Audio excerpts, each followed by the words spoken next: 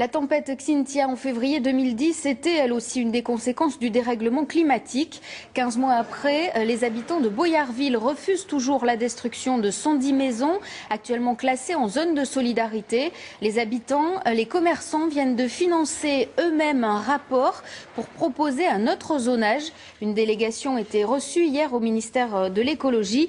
Xavier Schmitt, vous en faisiez partie. Bonjour, vous êtes en direct de France Télévisions à Paris.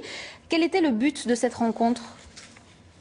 Écoutez, le but de cette rencontre était effectivement de pouvoir prouver que Boyarville pouvait être protégé. Alors, le Conseil général avait déjà commandé une étude, mais les sinistrés de Boyarville voulaient être certains, alors qu'ils veulent rester dans leur village, être certains qu'ils pouvaient rester protégés. Donc, nous avons commandé une étude très détaillée, avec des données lithographiques qui sont consultables et exploitables depuis peu, qui ont permis d'aller dans le détail. Quelles sont les conclusions de ce rapport, s'il vous plaît?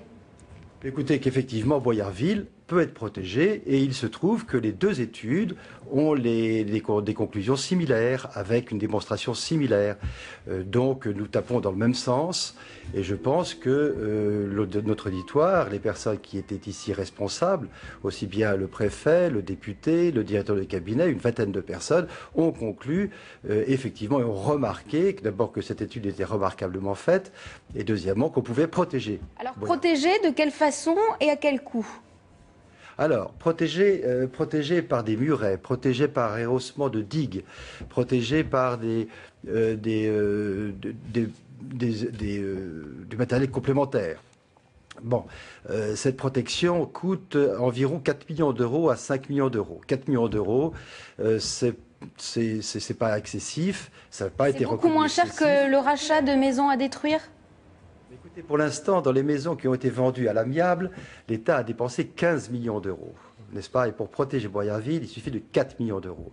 Pour bien que les téléspectateurs comprennent, si les zones de solidarité sont appliquées en l'état, Boyarville, le village n'existe quasiment plus? Oh, le village qui est un village touristique, qui est un village qui est historique, créé par Napoléon, évidemment serait divisé en deux. Il y a encore 110 maisons qui coûteraient quand même la somme de 50 millions d'euros à l'État, aux contribuables qui nous écoutent, n'est-ce pas? Et avec 4 millions d'euros, nous protégeons Boyarville. Et je crois qu'on va aussi dans le même sens que le rapport de M. Pitié. M. Pitié est un expert qui était nommé par M. Borloo, qui conclut dans son expertise que Boyarville peut être protégé. Alors justement, aujourd'hui, qu'attendez-vous du ministère?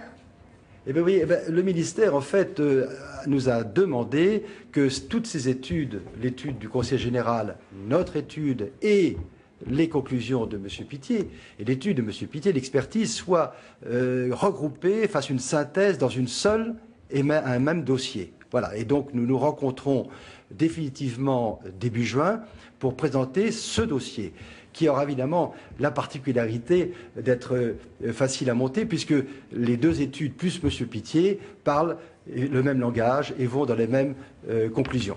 Olivier Schmitt, merci beaucoup pour toutes ces explications. Je rappelle donc que vous représentiez l'association pour la sauvegarde du site de Boyarville.